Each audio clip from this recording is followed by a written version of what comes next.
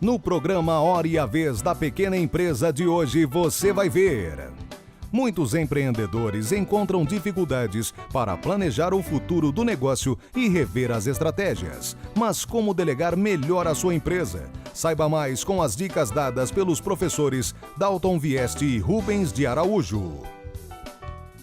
No quadro Pequena Notável, conheça uma empresa paulistana que produz um dos itens que facilita o transporte de documentos e arquivos importantes de milhares de brasileiros, o pendrive. Dando continuidade às matérias sobre o direito de família, a doutora Carla Lungov volta ao nosso programa para tratar de dois assuntos que ainda são motivo de muitas dúvidas dos micro e pequenos empresários. E diretamente de nossos estúdios, confira uma entrevista exclusiva com o presidente da União Geral dos Trabalhadores, Ricardo Patá.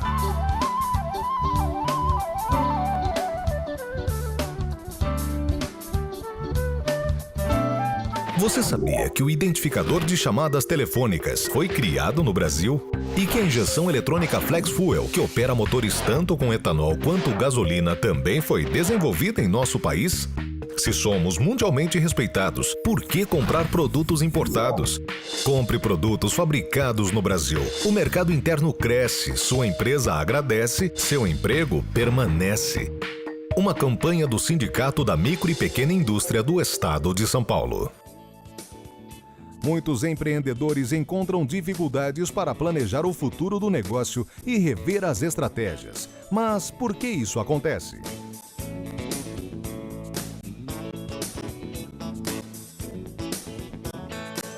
Então, normalmente quando você delega uma função, você está dando plenos poderes a essa pessoa a tomar as decisões que ela precisa para resolver o problema do cliente e da empresa.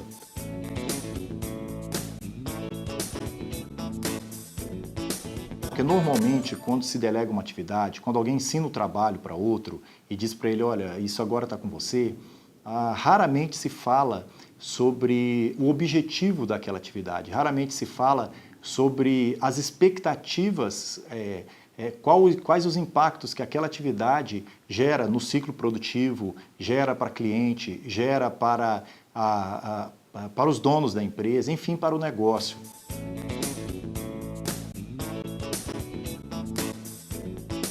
Nós precisamos sim fazer com que esse funcionário, para ser bem treinado e entender efetivamente qual é a atividade que ele tem que fazer, ele saber exatamente qual é a sua posição dentro da empresa, qual é o trabalho que ele precisa realizar e aí sim orientar da melhor maneira possível quais são as atividades, atitudes e comportamentos que ele deve ter para cumprir efetivamente aquela atividade.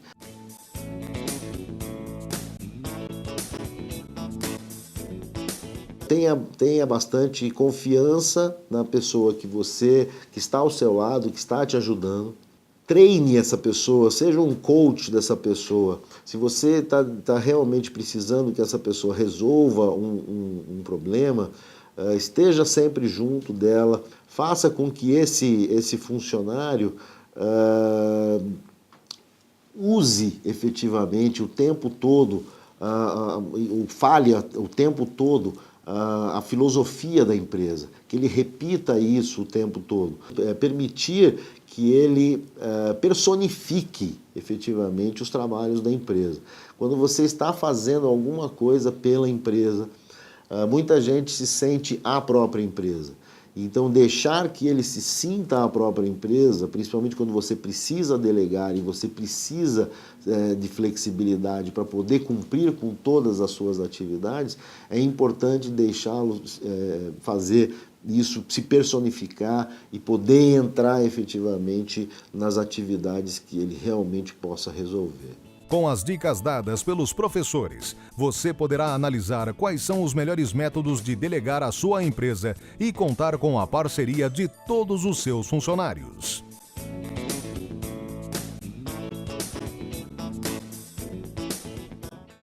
Lei Geral das Micro e Pequenas Empresas. O Brasil cresce. É simples, é super simples.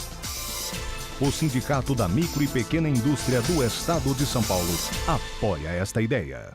Atualmente, os pendrives são muito utilizados para transportar importantes documentos, além de conduzir e transferir arquivos com maior rapidez.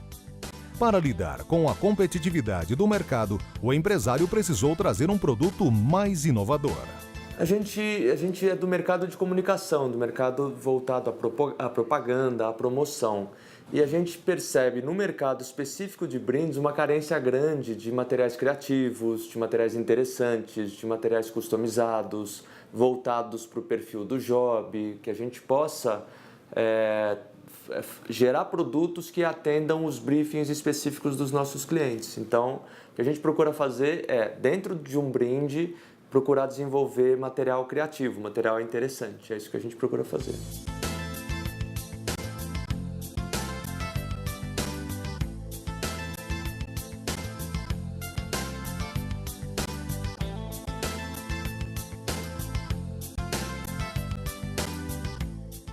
Então, nós buscamos, como nos outros produtos que a gente trabalha, vários tipos de matéria-prima. Desde as matérias-primas que a gente consiga customizar o formato, fazendo o formato que o cliente queira, que possa ser uma guitarra, que pode ser um carro, um caminhão, uma mesa, até matérias-primas orgânicas, que eliminem a utilização de objetos gerados à base de petróleo. Então, apesar do pendrive ser uma peça eletrônica, a gente tentou colocar no pendrive fatores ligados à sustentabilidade.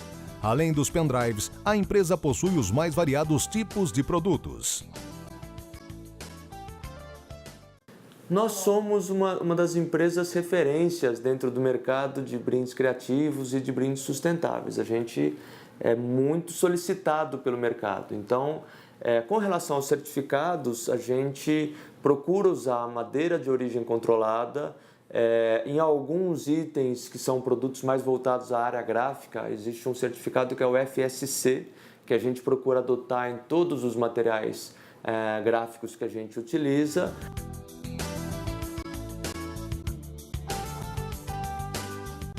Você acaba de conhecer uma empresa que se dedica todos os dias para auxiliar no dia a dia de muitos brasileiros, além de contribuir para o desenvolvimento do nosso mercado interno.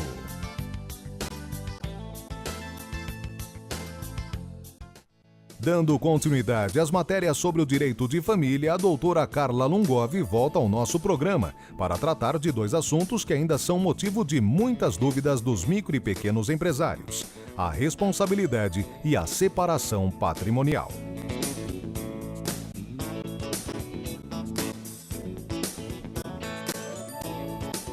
O capital social da empresa, principalmente da limitada, ele não responde por dívidas dos sócios e vice-versa.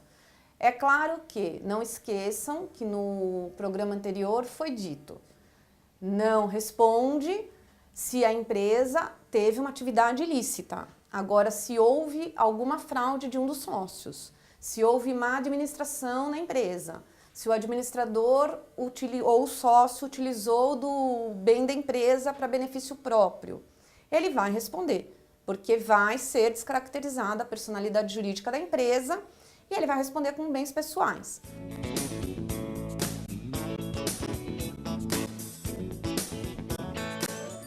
Após responder pela dívida, se a empresa não tiver mais como saldar a dívida dela e esse patrimônio não for o suficiente, após se verificará se houve algum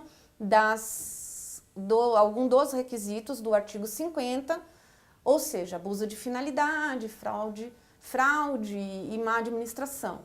Aí sim, o sócio vai responder com certeza pelas dívidas da empresa.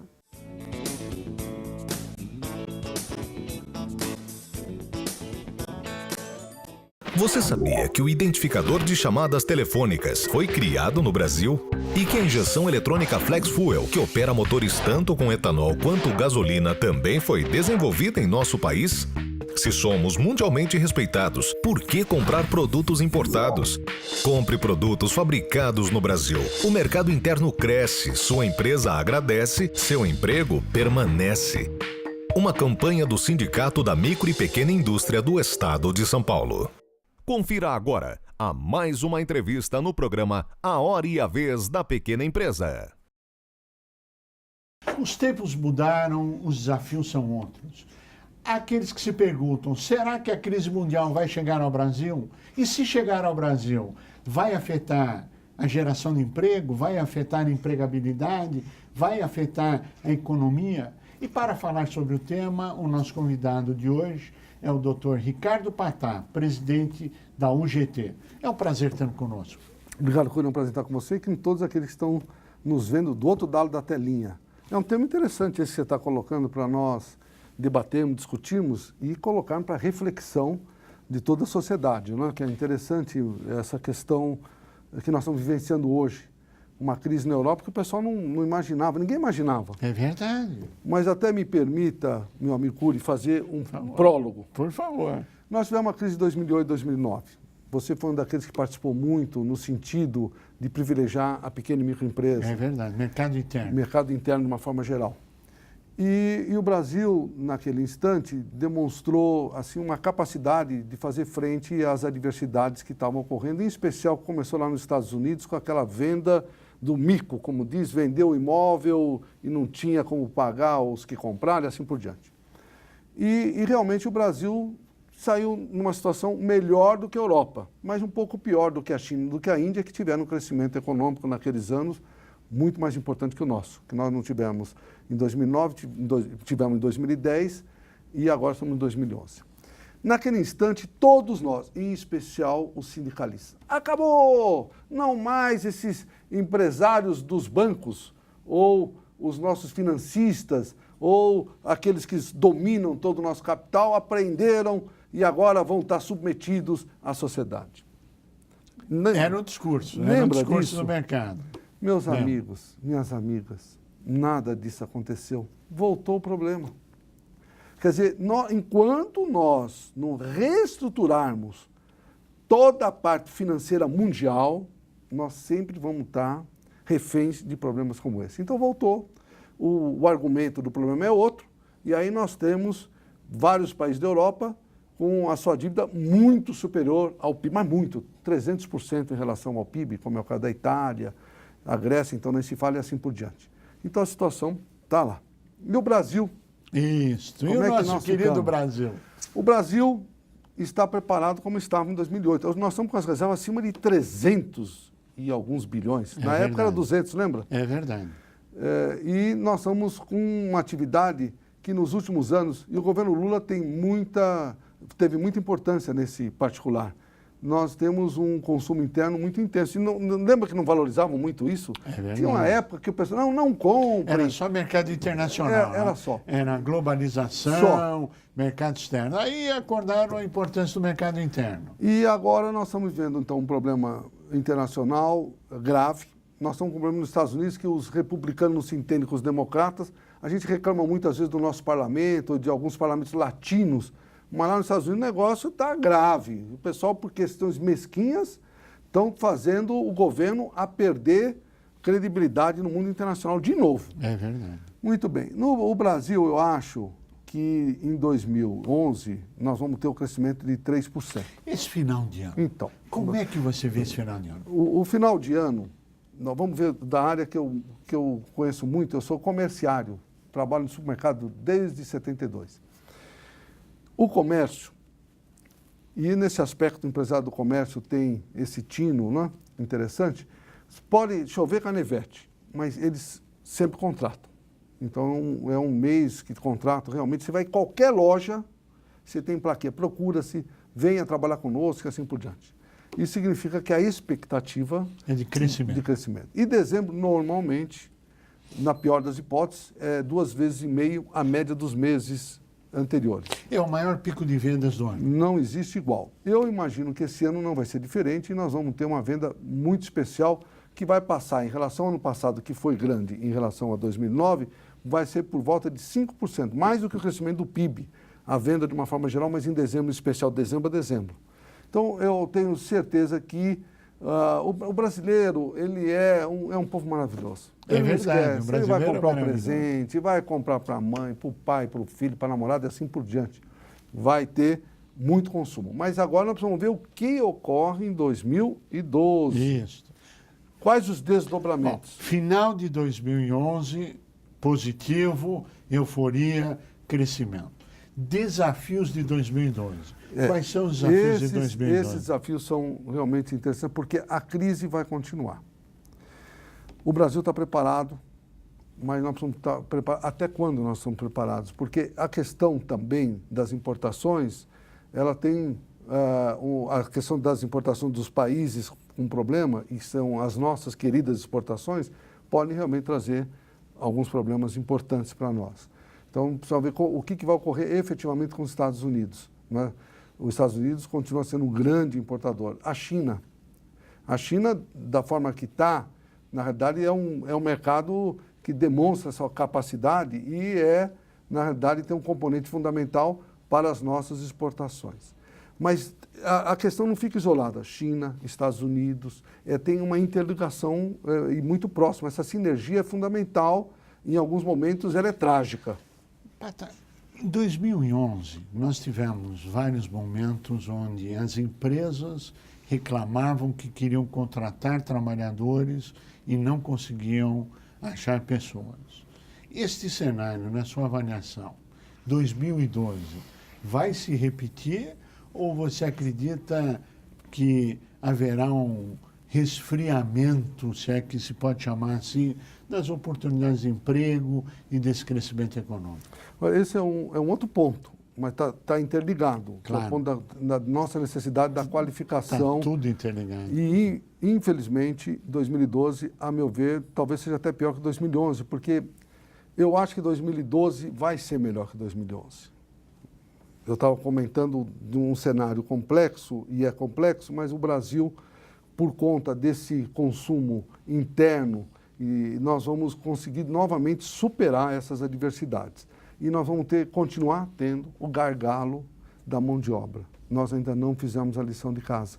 Ainda temos problemas sérios. Infelizmente, isso me dói profundamente porque eu represento os trabalhadores. Claro. Nós vamos ter que continuar importando mão de obra, acredite se quiser.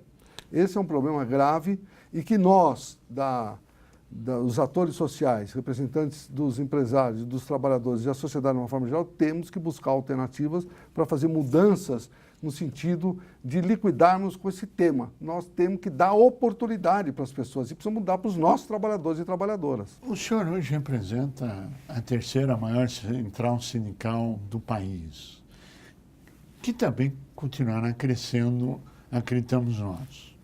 Bem, dentro desses desafios, existe um planejamento do governo federal de fazer o Brasil crescer mais em algumas regiões do que outras. Quais são os principais desafios nesse crescimento e nesse cenário de problemas saudáveis, não é? Que é o crescimento?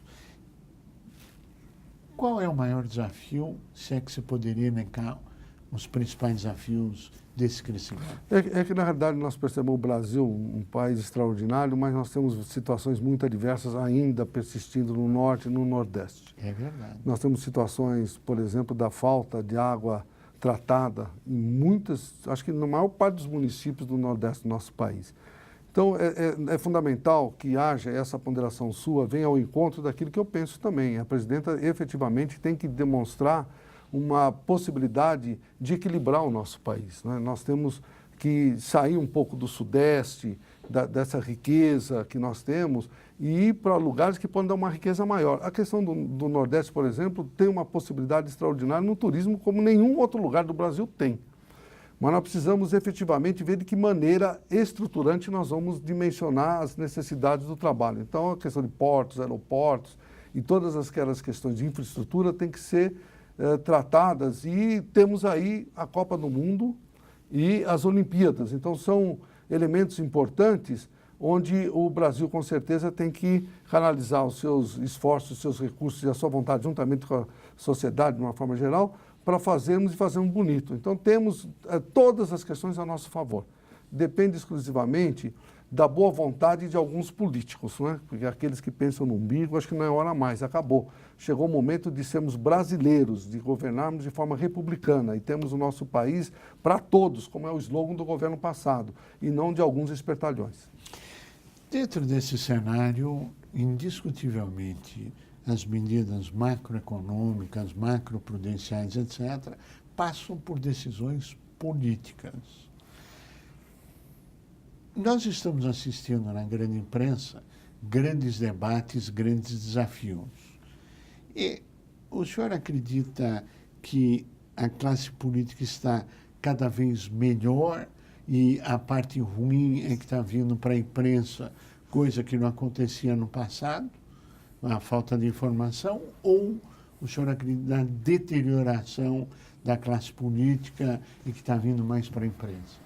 Não, eu não acredito nessas, nenhum dos nenhum dois dessas cenários. questões. Qual o seu cenário? Mas eu tenho certeza que realmente eu tenho certeza de uma questão que a minha visão de mudanças nós temos que fazer realmente uma constituinte específica para podermos fazer uma grande reforma política no nosso país. Nós temos que ter um equilíbrio. Se você pegar o Congresso, dos 513 companheiros e companheiras que lá estão, a representação ela é muito desequilibrada da sociedade. Você vê, a representação dos trabalhadores é pífia. Você não tem 10% dos 513 que efetivamente estão ligados com a classe trabalhadora, onde tem as maiores demandas. Então, nós não podemos, nada contra, por exemplo, os latifundiários, nada, mas não pode pegar o latifundiário para fazer lei para os trabalhadores. E se você pegar o perfil, você vai verificar que realmente há uma necessidade muito grande de uma grande mudança, porque democracia não é você votar e ser votado. Enquanto isso não ocorrer, infelizmente, por mais que nós tenhamos um governo com a determinação de não ter corrupção, de ter as questões mais sérias sendo oportunizadas, que é o caso da presidenta Dilma, que tem realmente esse perfil, mesmo assim você vê quantos problemas ela está sendo surpreendida. Nós chegamos ao final do nosso tempo. Eu pediria a sua mensagem de final de ano e de Natal aqui para os nossos... Olha, realmente é um prazer em vir nesse seu programa. Eu realmente fico muito feliz e com a sua equipe. Não é? Tem uma equipe muito boa. E para você e para a equipe, desejo um extraordinário fim de ano e um ótimo Natal. E aquele pessoal que está nos vendo, do outro lado da telinha, agradecer, o programa é seu, porque eu também tenho um programa que você vai agora no canal comunitário. Mas agradecer, até por você, a fidelidade do pessoal que assiste o programa. E estão me vendo nesse momento também. E desejar realmente um dezembro de muita solidariedade, porque normalmente em dezembro as pessoas até mudam, infelizmente que é só nesse período, devia ser o ano todo. Muita paz, parar um pouco para refletir, para ver as coisas que são importantes na vida. De repente a gente está trabalhando tanto, do nosso lado está aquela filhinha de 15, 16 anos que quer ir ao cinema. Eu não vou, filhinha. Ou a mulher quer ir a um jantar, não vai, ou vice-versa. Vamos viver as coisas mais importantes da vida e um bom Natal, então, para todos. Tatá, queremos agradecer muito a sua participação e a você que esteve conosco até agora. O nosso mais profundo agradecimento, com a certeza que estaremos juntos na semana que vem. Até lá! As micro e pequenas empresas já são 7 milhões em todo o Brasil e representam 22% do PIB nacional. 60% da mão de obra com carteira assinada trabalham em micro e pequenas. Por tudo isso, a Secretaria Especial para este setor é tão importante para o Brasil, para a nossa indústria, para o fortalecimento do mercado interno e para o aumento da nossa competitividade. Secretaria Especial da Micro e Pequena Empresa. O SIMP defende essa iniciativa. Apoie você também.